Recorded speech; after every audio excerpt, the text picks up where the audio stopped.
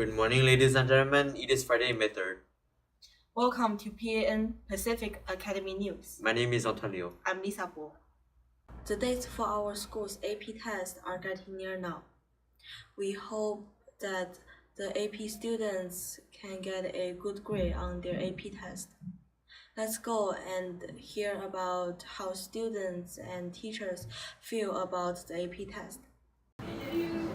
Ms. County, how do you feel about the upcoming AP test?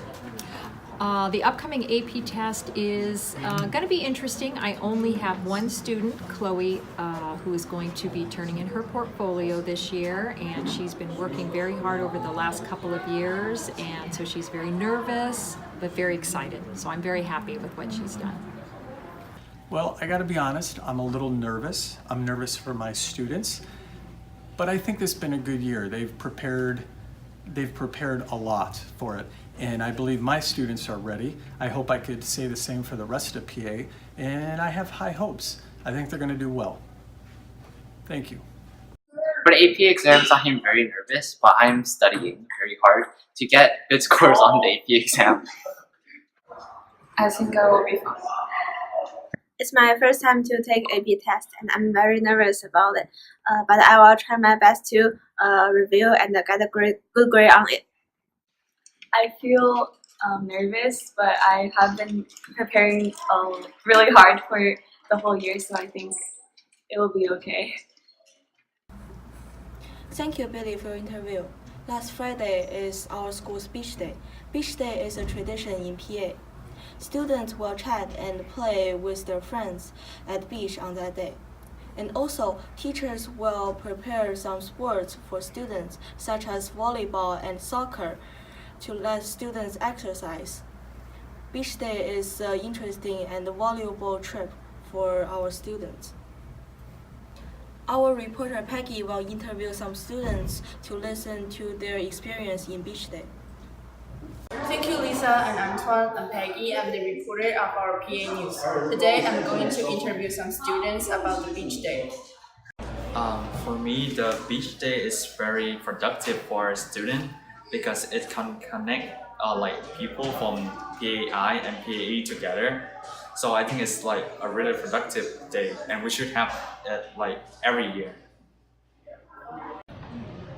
So I really enjoyed beach day because we got to relax from school and have a day to de-stress. And one thing that I really liked about the day was Miss Chen brought her water gun, and then we were playing around, and everyone was getting all wet. And, yeah, it was really fun.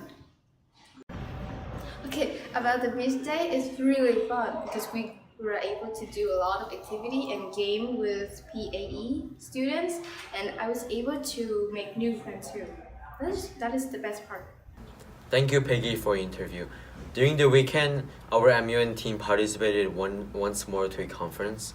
This time it happened to UC San Diego. The delegates had a good time and a lot of fun as a nice team.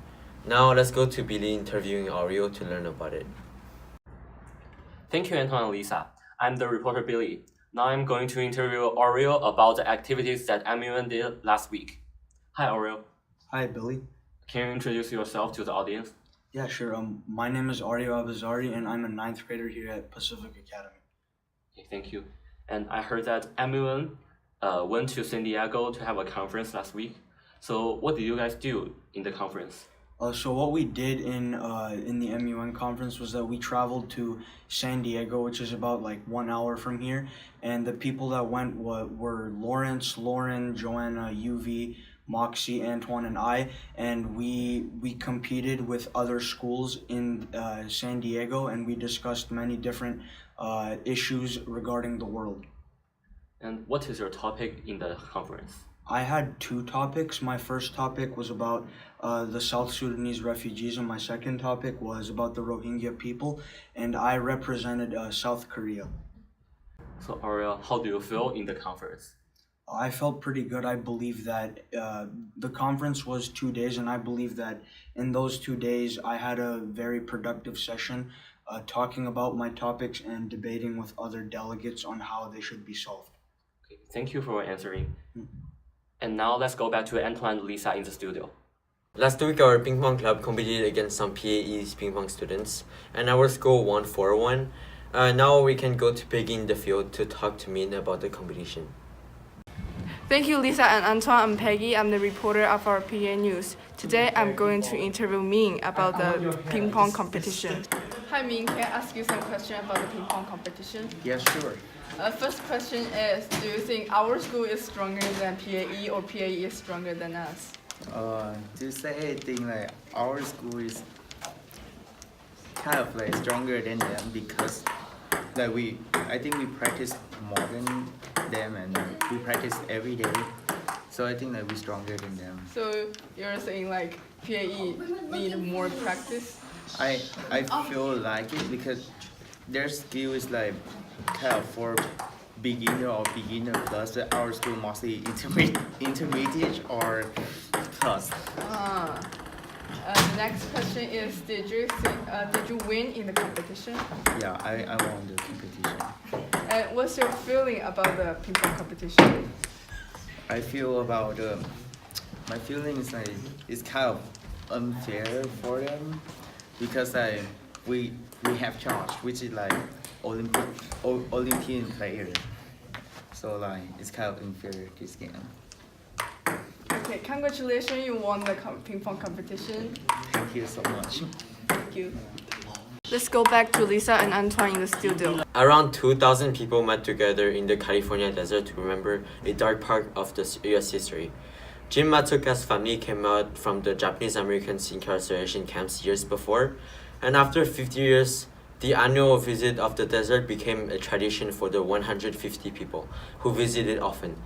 But surprisingly, this time around 1,900 people came and decided to have a collective remembrance. Let's go to Lisa, Albert, and Dr. Saito to learn more about this topic and how it connects to the current issue. On December 7, 1941, Japanese army attacked Pearl Harbor. After the attack, the government made Executive Order 9066. The content of it is to put all the Japanese Americans into camps. It started on February 19, 1942. It fully ended in 1945.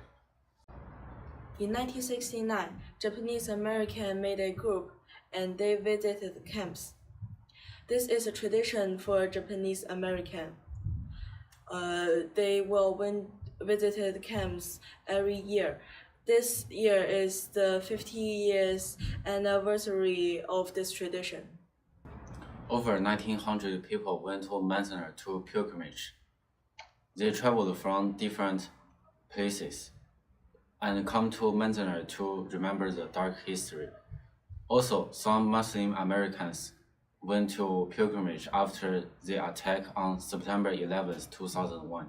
Lisa and I will go have a discussion with Dr. Saito to go deeper in this topic. So the reason for U.S. Government to put all the Japanese American camps is because they think Japanese Americans will be spies and basically sending out information to Japanese government and hurting U.S. country by being a spy. So, but it's basically a biased reason because they are saying Japanese Americans are spies based on the Japanese government are attacking the Pearl Harbor. So, what do you think about the reason that U.S. government gave to put all the Japanese Americans in the camp? Well, they gave different reasons. So when they spoke to people that were Japanese, they said they were protecting the Japanese Americans from getting hurt by either Americans or Japanese that would come and attack the U.S. So that was what they were told when they were entering the camps, that it was for their safety. But the reality is it's definitely something that was racist. They did take in a few Italians and a few German Americans during that time because we were also fighting a war in Europe. But the number of Japanese Americans that they took in, they took in everyone along the West Coast. So it was definitely something that was targeting a specific ethnic group. And also, the U.S. government take the Japanese Americans' property in during World War II. They are basically saying the Japanese American can't have their own business, and they're just basically taking their stuffs. And all the evidence is showing that the reason that the U.S. government put all the Japanese American in camp is not simple and having strong biases to towards the Japanese American. Right, and that goes back to history. So actually, Japanese Americans were not allowed to own land. So in 1913, we had an alien land law. Because a lot of them were farmers, they would save up enough money and purchase land. So the government ended up prohibiting them from purchasing land. And a lot of their businesses were taken away because they didn't have much time to sell property or to gather their things. So they had to leave a lot of it behind. And then they also try to trust their own neighbors or other contacts to help them, but in the end, they came back to nothing. Most of them came back to nothing. And the pilgrimage that the Japanese American made this activity after, I think is very valuable because it is helping to remember the dark history and warning people to stop doing that again, to stop the bias and stereotypes. So what do you think about this activity? I think it's a great activity or a great idea to remember that moment in history. And I know a lot of those locations are completely destroyed, completely gone. Yeah. So there's not much left. So Manzanar is one of the few places where they have a memorial set up, and they even have a tour that you can take. So I think it's a great part of our history. It's a great part of our, like you said, dark history, but it's something that we need to continue to acknowledge. And Dr. Sato, some Muslim American came to the Manzanar to pilgrimage after the September 11th in 2001 attack later, and the American started to hate and blame the most Muslim Americans just because the attack. And this repeating of the history, what do you think about it? Well, I think the JACL is the Japanese American Citizens League. It's similar in some ways to the ACLU, where they support not just Japanese Americans, but all ethnic groups in equity. So, and social justice. So I know that when that happens, September 11th, that's when the JCL stood up and supported the Muslim community, because again, that is something that's targeting a specific group. And you cannot point out an entire group of people for something that happened within a smaller group of people, right? So you can't make these assumptions about all people based on one incident.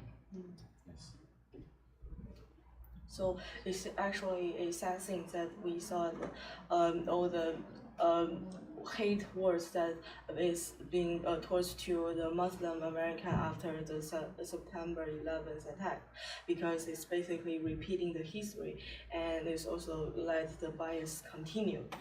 And there's also one other thing that happened that is currently is the immigrant family is being separated by the government. Even though the families is coming the U.S. Illegally, but they are also have some good reasons, such as the violence and the government issue that happened in their country. They basically don't have a choice, so they come to America. But the American government just separated the family as they put the adult and the child in different places, which is even worse than just putting them in a camp. And there is just basically repeating the camp stuff that the U.S. government made in World War II. So what do you think about this issue? Well, history does repeat itself, and I definitely think that history definitely repeats itself if someone didn't study their history, or they didn't learn from their previous mistakes. So I definitely see that happening with the children coming in with the immigration issues. I think it's ironic that when World War II started, just after the Pearl Harbor attacks, they immediately had a list of hundreds of Japanese American men living in California, and they had a blacklist. They had a blacklist, and they knew the addresses, the occupations, and the names of those people, but they couldn't keep track of the over 1,400 children. They didn't have a record of the 1,400 children in recent times, the past 2 years, that were kind of missing within the immigration process. So they're easy to target the people that they want to target, but they have a harder time keeping track or keeping record of their own children that they're detaining. So I definitely see some issues with that. So it's actually a showing attitude about the U.S. government is like they have ability to contract and made basically a list to make sure that the children won't be lost or having any accident, but they are showing careless, so they didn't do a very good job on basically making all the system work, and this become a problem. And after the interment, the U.S. government gives the reparations to every alive Japanese Americans, 20,000, and give $50 million for the education for the Japanese American. But they thought it was too much and cut it to $5 million. What's your thinking about this issue? Well, the reparations happened over 40 years after they were released from the internment camps. And I think a lot of people would argue that it was too little too late. So a lot of people had already passed away. If you think about it, in the 1940s, the people that were arrested were already middle-aged. There were also people that were elderly. So a lot of them didn't make it to see the amount of money. And even then, it definitely didn't cover the cost of all the things that belong to them, and not just the things that belong to them, but what happened to them. They were traumatized by the entire incident. It was difficult for them to transition back into a society that was already racist towards them. So a small monetary amount is not something that you can easily accept as an apology. In terms of education, the $50 million being reduced to $5 million, that just shows what the government values at this time. And maybe it's up to the teachers within each school to seek out information like your class is doing to understand history a little bit better. Although the reparations from the government to Japanese Americans are very less, but before the reparation, the government still has a strong argument about they should whether do this reparation or not. Yes. So what happened, it wasn't the government's idea. They didn't say, oh, I think we need to apologize for what we did. It was actually raised by Japanese Americans within the community. And even then, a lot of the Japanese Americans were actually against the idea because they were afraid of how other people would perceive them. They thought other people would be against the idea. So it was kind of a split argument of whether or not to approach the government for this. But once it did go through, there were some strong supporters, especially people like the former Senator Daniel Inouye from Hawaii. He was one of the strong proponents. He was strongly for the redress, and he was also someone who served in the 442nd during World War II. And so it took a lot of time. The whole process began, I would say, in the late 60s, and then it didn't actually happen until the 1980s. So it was a very long process before it actually passed. It is sad to know that even this little payback that can compare to the harm that Japanese American get in the World War II is still need a strong argument in the U.S. government. And it is also sad to know that the history is repeating and the hatred is still going in the U.S. Society. So what do you think about that? It is very sad to see the U.S. government's careless attitude to Japanese Americans. I agree. And I do think that there is hope for the future, for future generations, and thinking about how to prevent it from happening again. And I'm putting that on all of you. So the future generations, and being more open-minded and being more aware and knowing the history so that we don't repeat it again. I think those are really valuable things to understand. Okay. Thank you, Dr. Saito. Thank you, Lisa. Thank you, Albert. Thank you so much. Thank you for watching this week's discussion. Let's go back to Antoine in the studio. Thank you, Lisa and Albert, for this wonderful discussion. Now let's go to Rebecca and Max for our entertainment segment.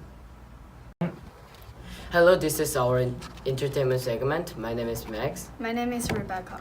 Tomorrow is Star Wars Day. I guess it is perfect day for Star Wars fans. Star Wars have so many movie series, and some of game company made them game series. Some of follow-up films become popular because the original one was really become popular. Some brands made Star Wars toys like lightsaber and clothes. May 4 is Star Wars Day because May 4 sounds like May the Force be with you, and it is word for good luck or goodwill. The phrase was often used when they're in impending challenges. In Star Wars Day, many people watch, and some of fans who really love Star Wars wear costumes. And also, new Star Wars series, The Rise of Skywalker, will be released in this December. I'm really excited to watch new series. Let's go to Antoine and Lisa in studio. Thank you, Max and Rebecca, for sharing Star Wars information. Now let's go and learn about our new vocabulary word with our educational reporter, Albert. Hello, PA students. I'm glad to introduce you this week's word from Mr. Corpus.